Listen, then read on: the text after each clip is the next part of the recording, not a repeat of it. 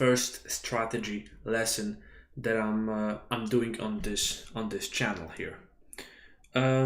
So what I would like to talk about, and you probably do realize this by now, I'm gonna do a strategy lesson. So don't mind this, calculation sign that is below right now, because I accidentally did this.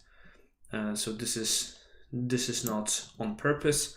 But I'm gonna try to, of course, change that until the next lesson, so it's not gonna get distracted or anything. So, but today, strategy. That's the goal, to explain the basic things about strategy.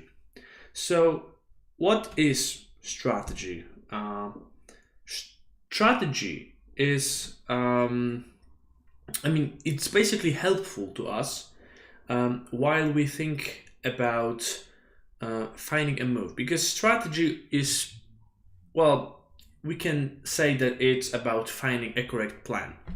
So calculation is what we need to find a correct move, to find a correct to make a correct decision, while strategy is what help us finding the right plan. Because that would be really difficult to calculate something while we have no idea what we would like to do to, for example, where our pieces should be placed in the next couple moves. That would be very difficult. So this is why it's very important to try to combine those two things: strategy and calculation. A lot of guys I hear, they're saying, I'm more of a strategy guy. I like to play strategically. I don't like really, calculating a lot of stuff. Or other way around, I'm more of a tactical guy. I don't like strategy. I don't mind.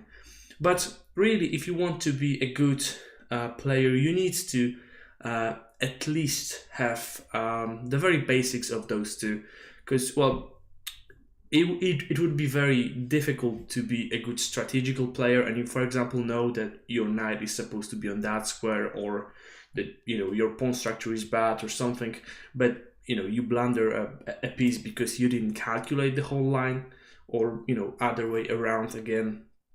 You may be a very good tactical player, but if there are no tactics in the position, that what are you gonna try to play in the next couple moves? So these two are very important, and this is the first thing that I would like to put on our tips board here. So this is that basically strategy means nothing without strategy means nothing without calculation and tactics, because that would be actually stupid. So that's what we are gonna try to do here. It's a little large, so let's try to change this to a little smaller, means maybe this way. Okay, so strategy means nothing without calculation and tactics. This is the most important thing, in my opinion. So you need to try to combine those two things. I'm going to talk about other things as well in a moment, but first I would like to start with an example, a very easy one actually.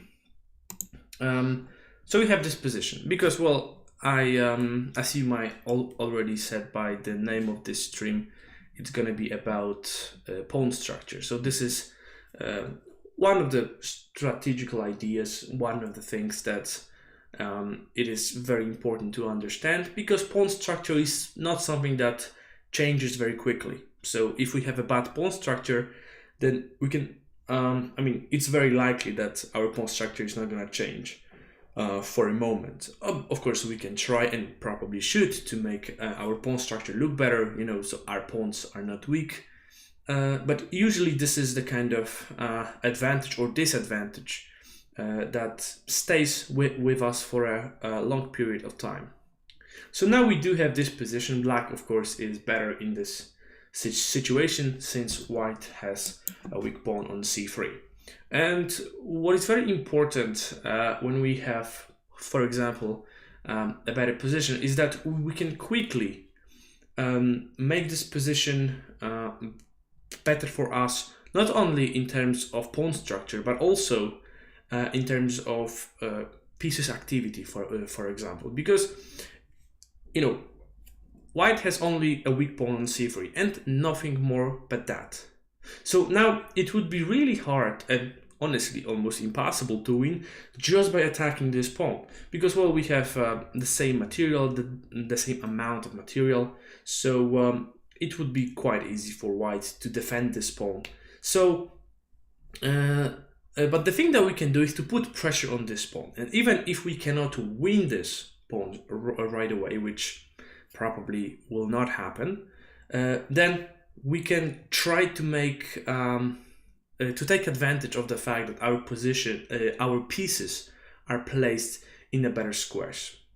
So I'm gonna show you first couple moves. Now it's white to move, has to protect the pawn, so rook a to c1 has been played. Now rook c7, a very good move here, which also of course is a very logical from strategic point of view. We want to double our rooks so that we can put more pressure on this pawn on c3, but also we don't want to put our rook on c6 or c4 right away, even though it's a good square for our rook because he can play knight to e5, which is a move that he probably wants to play. Then why we should let him do it with the tempo. So rook c7 is a great move, and now white is trying to hold on to his pawn, so he plays rook c2, we played rook f to c8, and he plays rook to c1. So now we have reached this kind of situation now that is critical, because we do have a better pawn structure and we do have a superior position because our pieces are more active than his. But also there is a thing with the knight. Our knight is not very good. His knight is not very good either at this moment. So we would like to combine those two things. Of course, we also have to think about bringing our king into the game, but things thinking in terms of maybe trying to prevent some of our opponent ideas. So he basically, what he would like to do, he definitely would like to make this pressure go away somehow. So the only thing that is possible, and this is probably the only thing that I can see, is to either play the move c4 somehow, or to put this knight to c5. Of course, e5 is quite a good square anyway, because this knight is well placed on this square. So now black played the move f6. This, of course, is kind of a safe move, even though at first we might say, well, our e6 pawn might become weak, but the square, I mean, even if, from strategical point of view, this pawn might be slightly more vulnerable because our pawn cannot defend it anymore, we can easily bring our king to defend this pawn. We control other important squares, so it is really worth the risk now. And he cannot really put a lot of pressure to this e6 pawn right now. So this is a good move, f6. And of course, white has to do something, so he tries to bring the king to d3. That's a very, very logical plan. And now, of course, we would like to stop that because as soon as the king comes to c3, white has a possibility of playing the move c4 and trying to get rid of this pawn here. Still, we really don't want to play the move, for example, rook to c4, because of knight to d2 attacking our rook. So what is the good move to try to play that? We have to put more pressure to the c4 pawn now. We can, of course, try to put more pressure to c3, but this is not really something that we need to do, because he wants to put his king here anyway, so he protects this c3 pawn 3 times. So even if we could somehow try to bring our knight into the square on which we can attack this pawn, then it probably wouldn't make much of a difference, since we can bring our king to attack this pawn. So we would like to now take control of the c4, so we try to make sure that he doesn't play the move c4. So knight f5, a great move, trying to play the move knight d6 to control both of these squares, because at some point maybe it would be actually good for us to play knight e4. So d6 square is very good. King to e2, and now we can play knight d6, nothing wrong about that. But black is also trying to see whether, you know, he can put more pressure somewhere else, because still, you know, even though we have our pieces are more active, this is one thing, but also we have to realize that, you know, one weakness is not too much. This is a very famous two weakness principle, the principle of two weaknesses, that says that we really need to find another weakness somehow. So what we can do, of course, is now we don't have to hurry, because this kind of advantage that we have, which is a better pawn structure, will not go away. This is something that we've already discussed at the beginning of this stream. So we don't have to really try to rush, because our pieces are in a very, very nice positions, and he cannot really play the move c4. So it is very important to just try to slowly get our pieces developed on the best squares that are possible at the moment. So rook to c6, a very interesting move, because it gives us an option of playing maybe rook a6 or rook b6, which both of these moves might become relevant. So it's a small move that is not really aiming to do one of those things yet, but we'll see. Maybe it's going to be important, maybe not. So now king goes to d3 and rook a6 indeed. So what we're trying to do is to stop the move c4 somehow in a different manner, because we would like to play rook a3 now, which is really a great move, because it stops this move, it attacks c3, and it also put pressure on a2 pawn. So that would be an improvement. Now let's think what happens if white tries to play this move now, c4.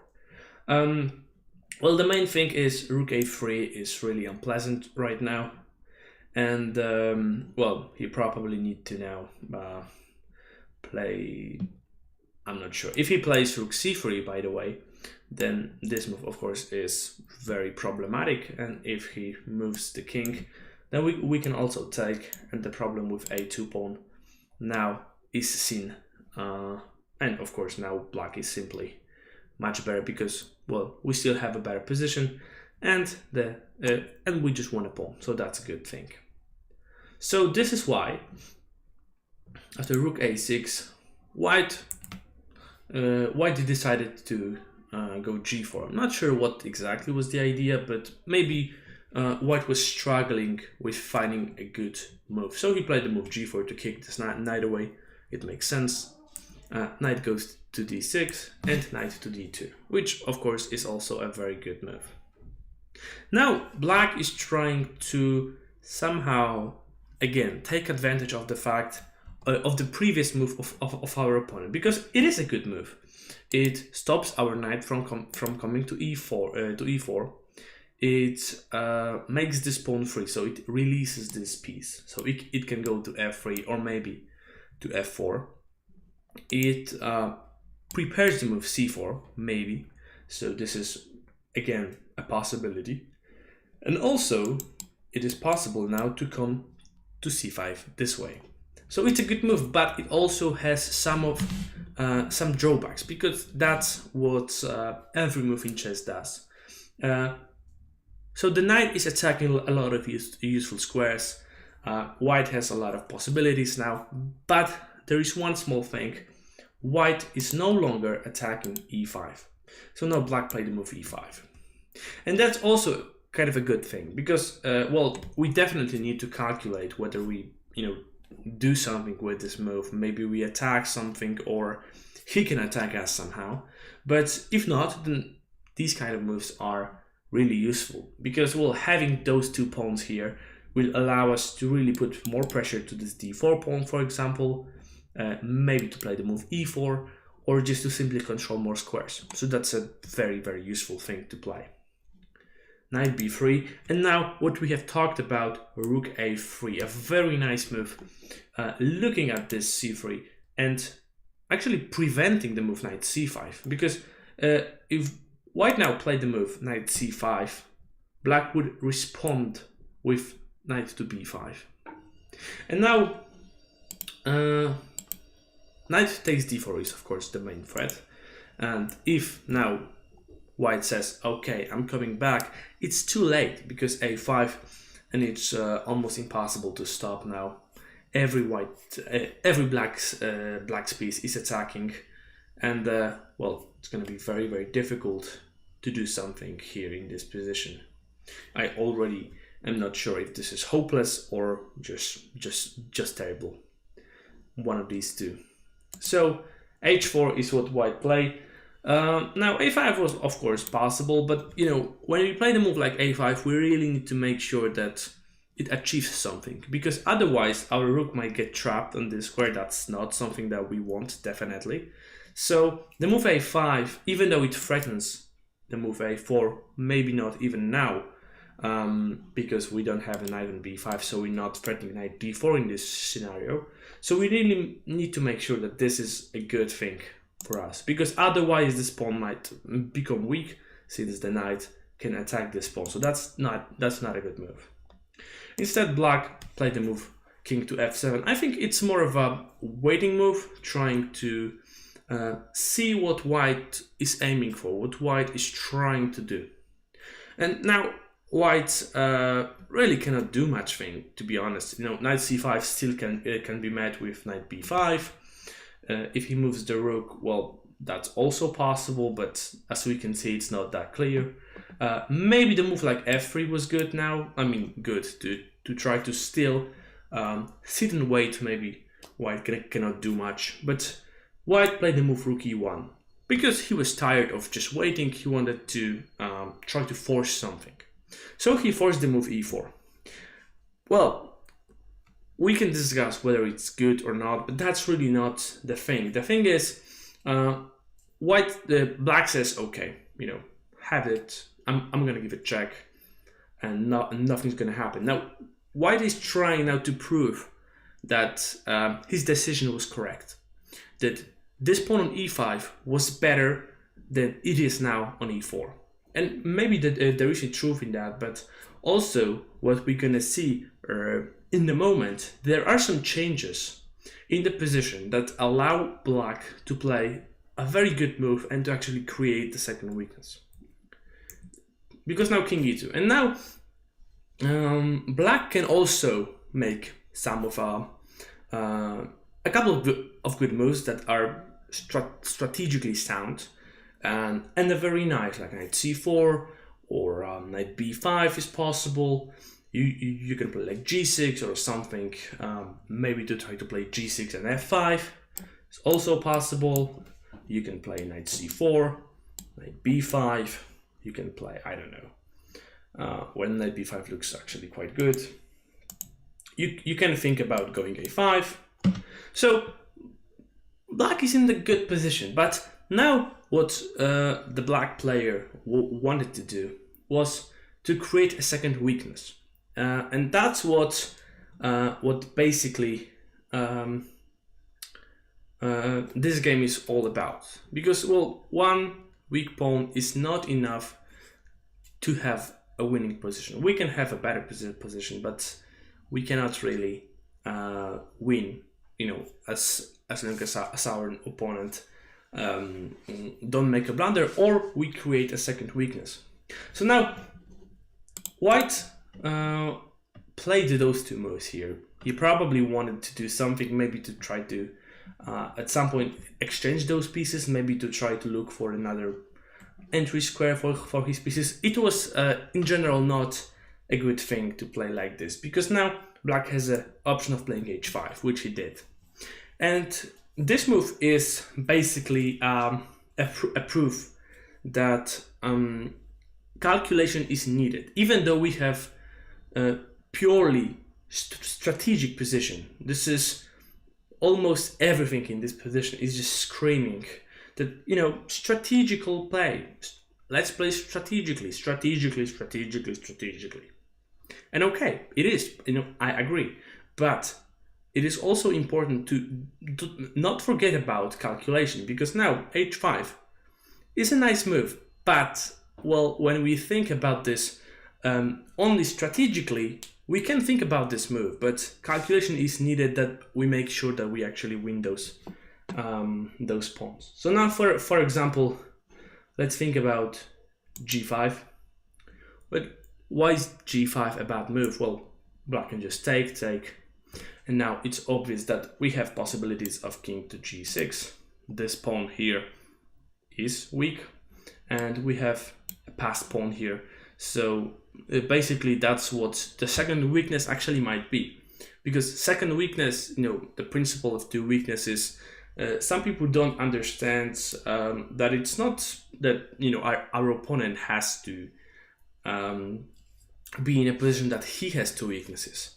It might be the fact that he has one weakness and we have, for example, a passed pawn, because then we're basically attacking, because our good point, our strength are his weaknesses. I mean, we can say that in this particular manner. But now the fact that we have this pawn and we have possibilities to just run with this pawn, and also combined with the fact that this pawn is weak, well, that gives us a winning position already, probably. So this is not possible for white to play. So h5 is not a very difficult move to find, but we need to make sure that what happens is after g takes h5, of course we can still win something, because of course we can win this pawn back. It is needed to calculate this at least a little bit. So that's what happened basically. So black calculated the risk. He evaluated properly the position that this pawn on h5 we can safely win.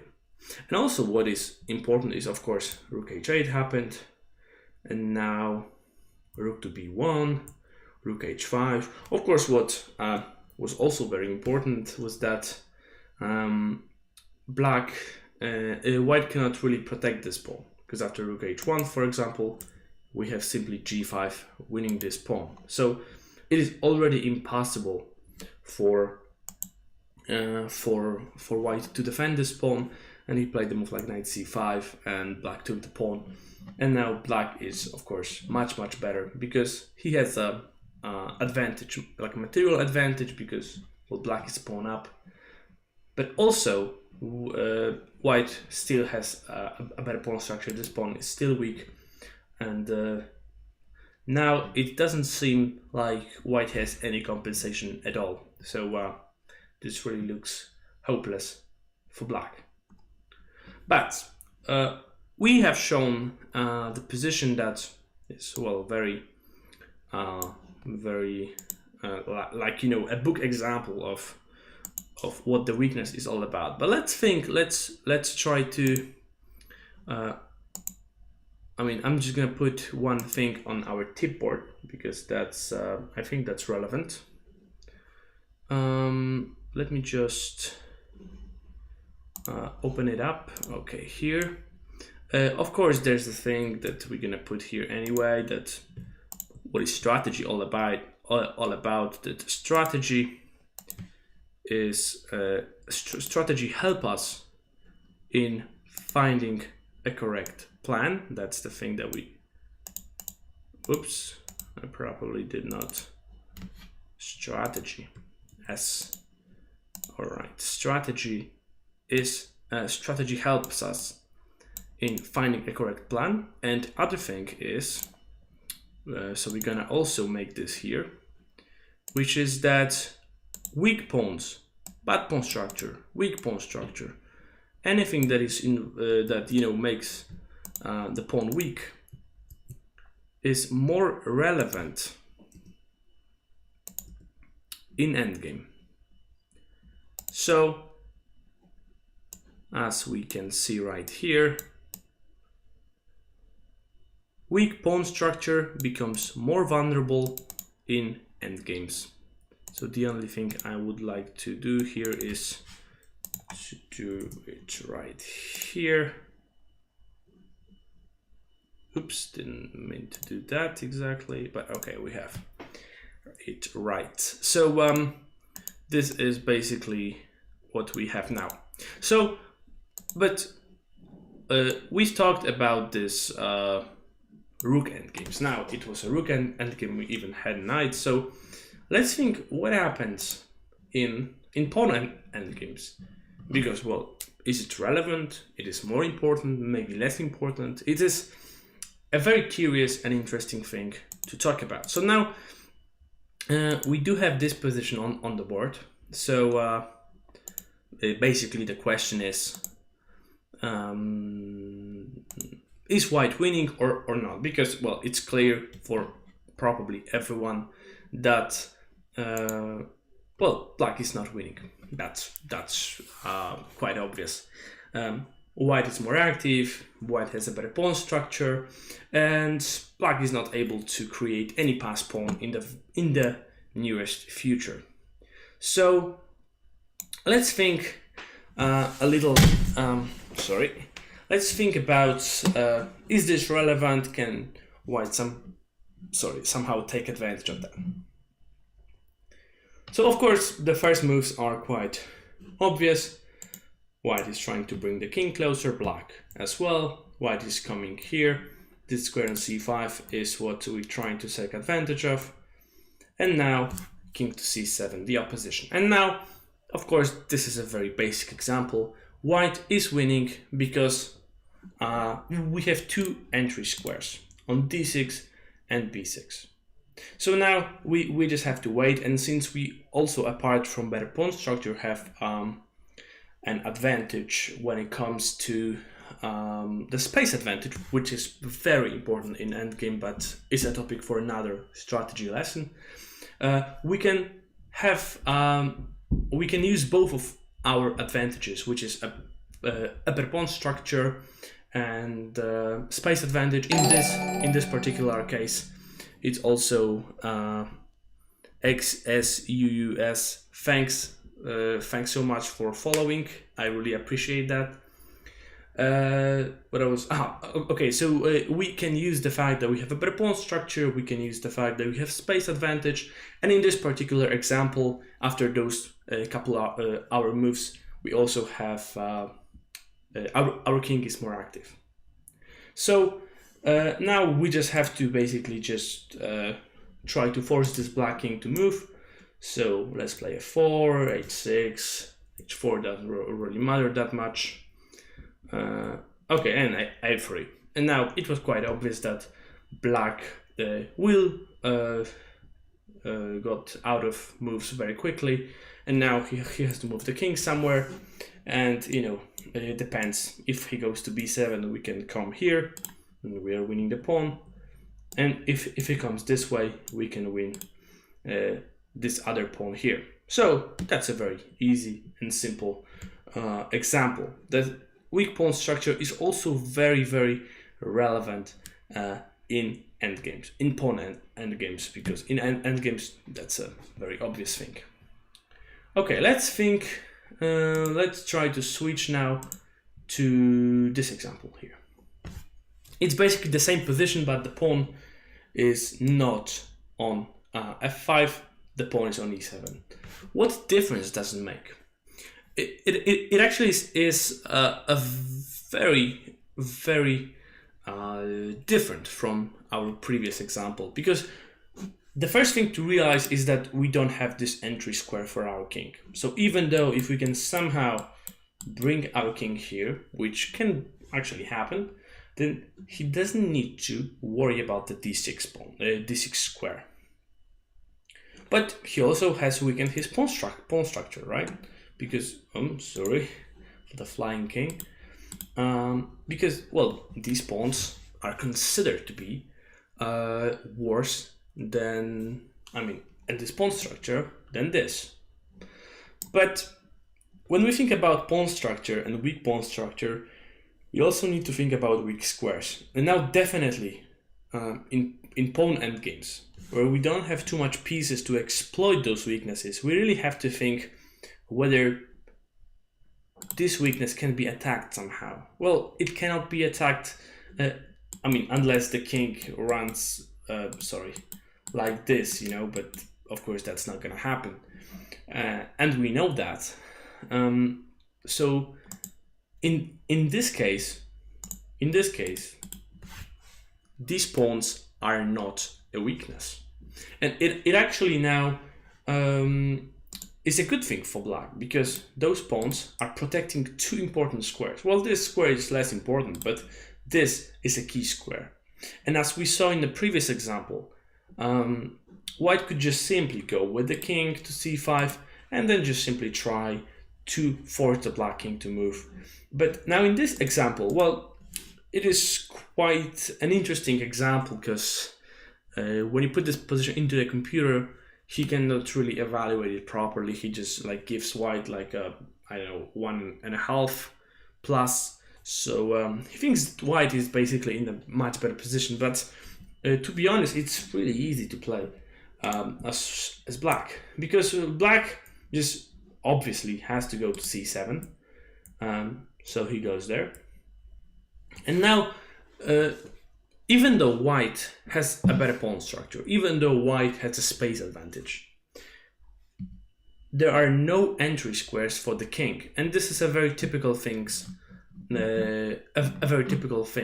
for pawn endgames.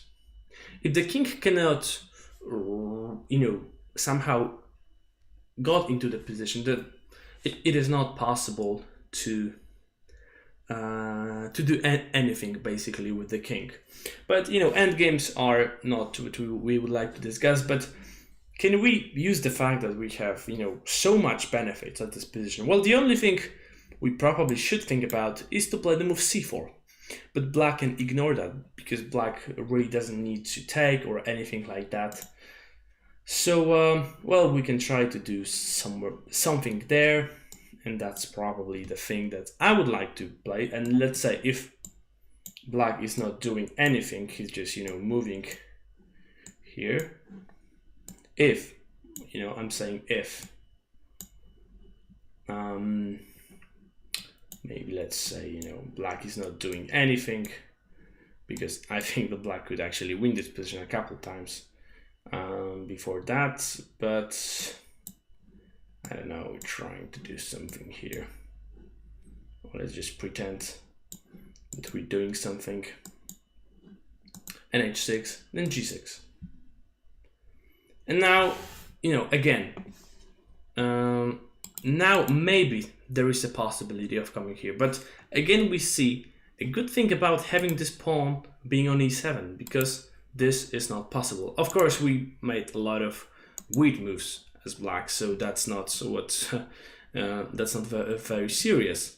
And in this position, white can also probably just play f4 and f5, and that's a thing.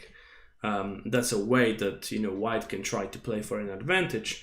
But instead, he also needs to be to make sure that black is not getting some of his play, because now c5, well, black is the one that can also, enter into the white's camp. And well, if we cannot do something very quickly, then black would simply be winning. And now probably black is actually winning. So it's not possible to win. White can try somehow, but he also needs to make sure that he is not blundering anything. And if black plays badly, it is possible to win, but it's very, very difficult to do that.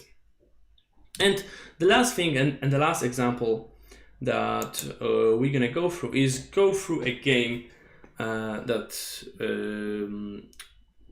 Anish Giri played versus Levon Aronian in 2013.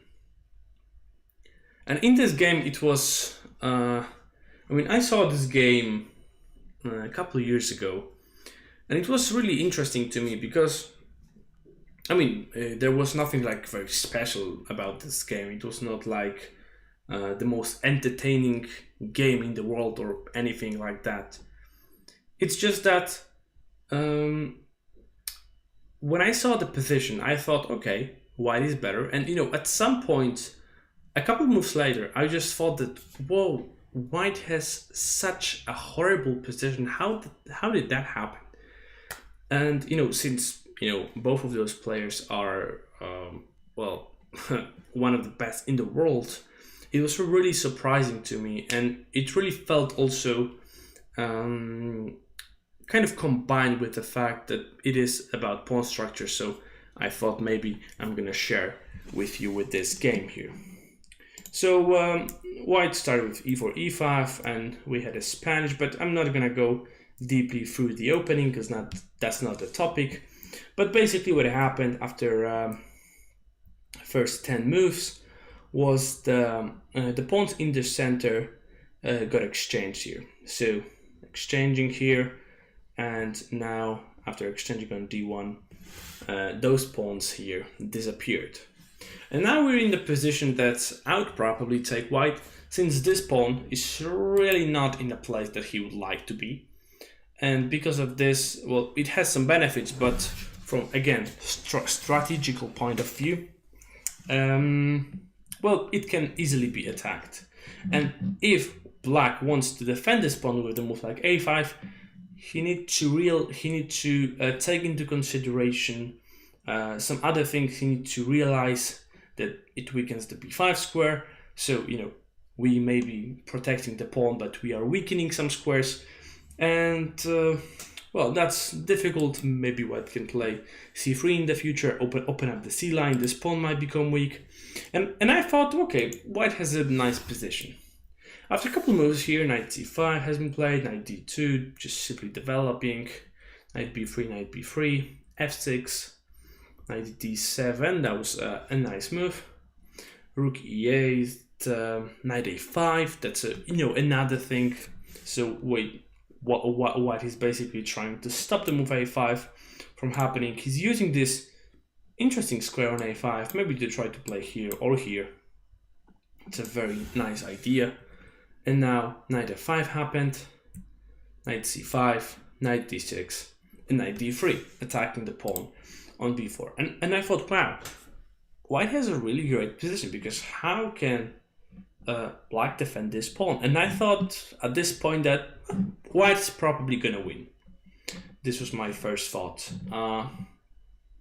It wasn't that I was like trying to guess who's gonna win. I just thought that, well, he's probably gonna win. I probably wouldn't as white, but I thought since they're great players, well, he just took advantage of the better pawn structure. Now he's gonna win the pawn, and then he's gonna proceed, because, well, he still will have a better pawn structure, since these two pawns are not getting better.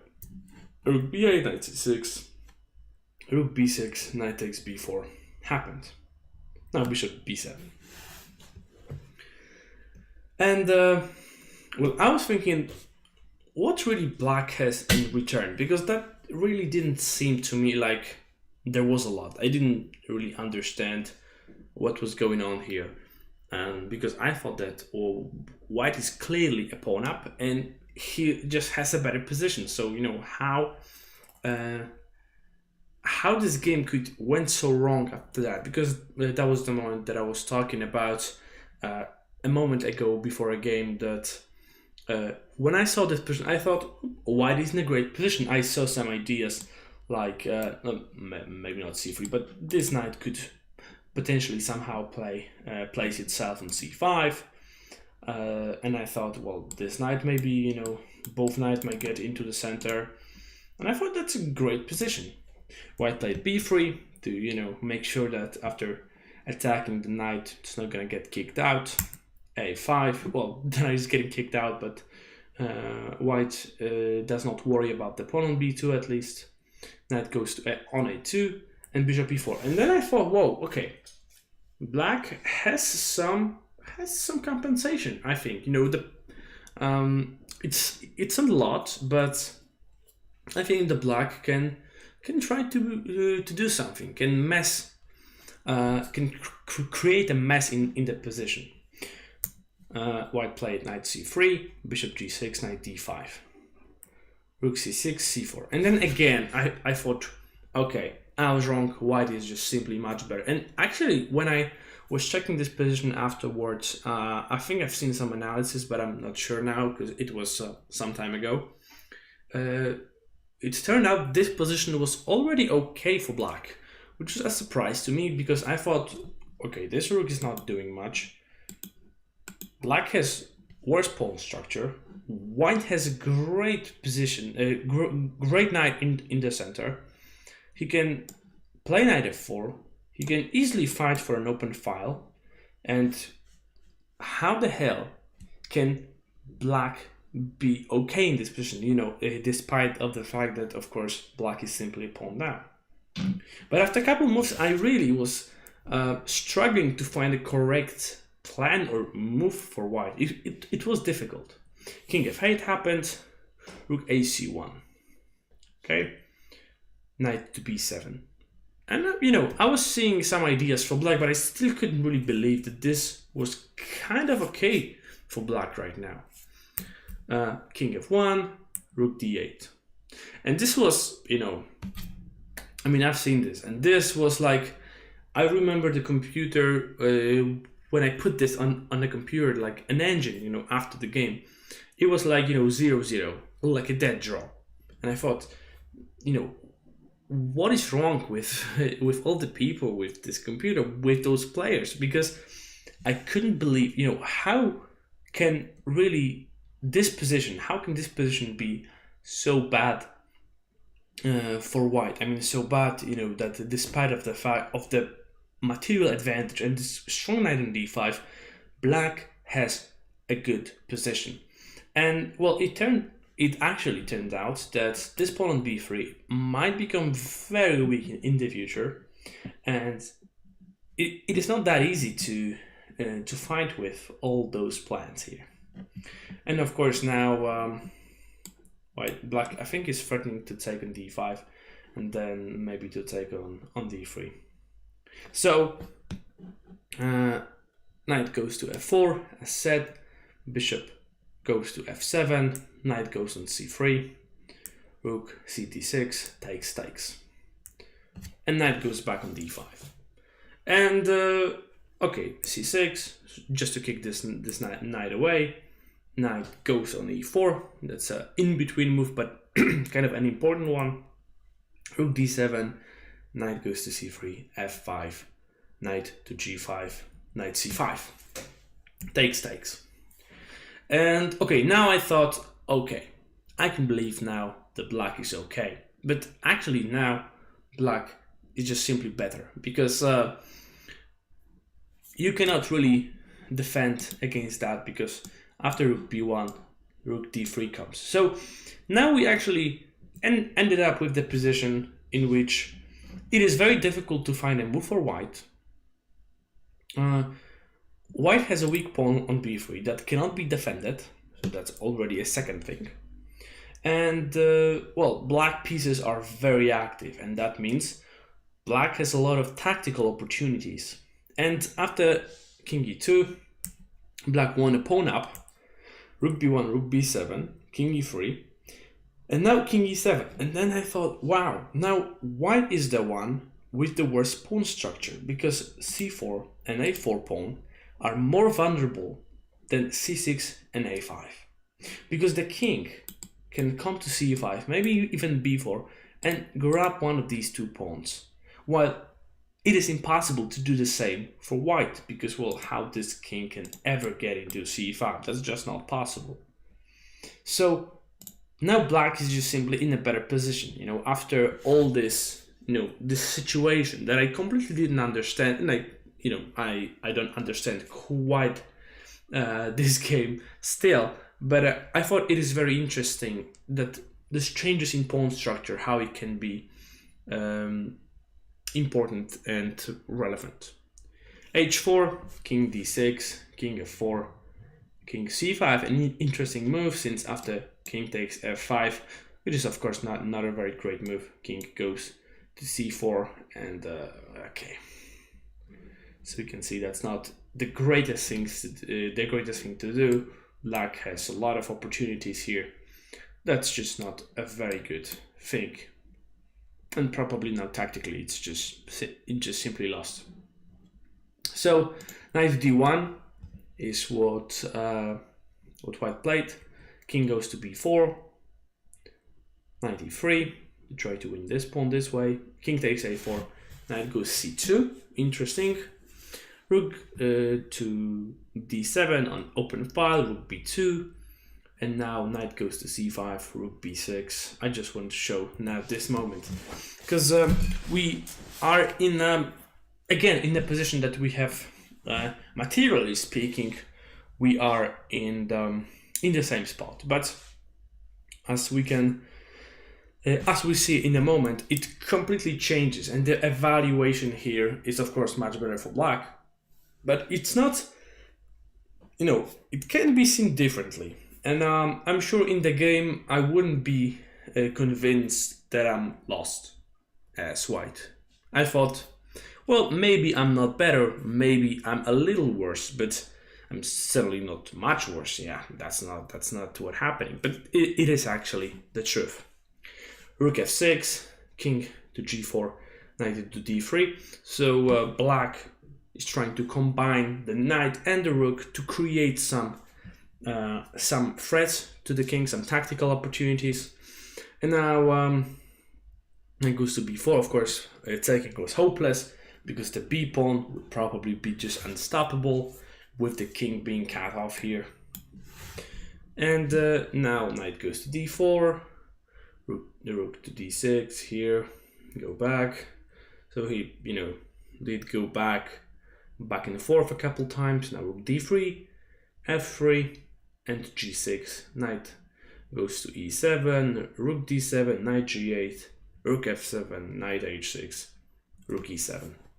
And I believe that after this move, white resigned. And it's quite obvious actually, because the king is coming to b3, the pawn is running, it's just unstoppable. And it's still a very impressive to me how this game was developing. How both players managed to really take advantage of the weak pawn structure of the opponent. And well, this game is where I want to stop this, not stop the stream, but to end this lesson. And those are the tips that I just made here on the tips board. I think that I have one more to go. Of course, this is something that we also have talked about at the beginning, that the more strategic ideas the quicker you find correct moves. So that's just this is basically the same thing that was important while we was talking about that strategy means nothing without calculation and tactics. That's just the same exact thing basically. But these things on the tips board is something that I would like you to remember. You can write it down if you want.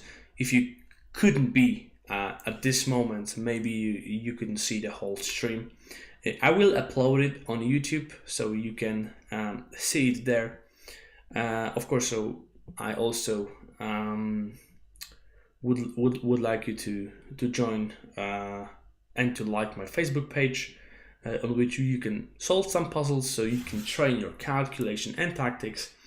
And we'll see each other tomorrow, I believe, morning. I'm gonna do some tactics to train myself to become better at calculation and tactics. But that's the lesson about strategy. So That's what it is basically. So to sum up, strategy is a very important thing, and you really need to know a lot of strategical ideas, how to use them, but it really means not much without calculation. So we have to combine those two things, and they work together the best. So that's the first thing. Strategy is basically something that helps us finding a correct plan. Without strategy, it would be almost impossible to play good moves, because what are we actually calculating, right? We can calculate everything, and we can be great at math calculation and all that stuff, but if we cannot find a plan and if we don't know what to do, then we are no good. Weak pawn structure becomes more vulnerable in endgame, so that's a very nice and easy thing if we have an advantage, and our advantage is not like material or anything like that, but we have a better pawn structure. It is good to exchange pieces and go for an endgame. In endgames, it's gonna be a lot easier for us to take advantage of this pawn weaknesses. And the more strategic ideas you know, the easier it gets when it comes to finding a good move. Because you don't have to spend a lot of time calculating what to do. You just can simply play with the strategical ideas, and it will be very easy to find the correct move after some calculation, of course. But if we combine those things together, and we're good at strategy and good at tactics, I can assure you, you're gonna be a great player. So, okay, thanks everyone for watching. If you like this stream, then you can follow me on Twitch, you can subscribe me on YouTube, because everything that I'm doing here will also appear there. And, well, that's it. Thanks everyone for watching, joining, and following, and I hope to see you next time. Bye.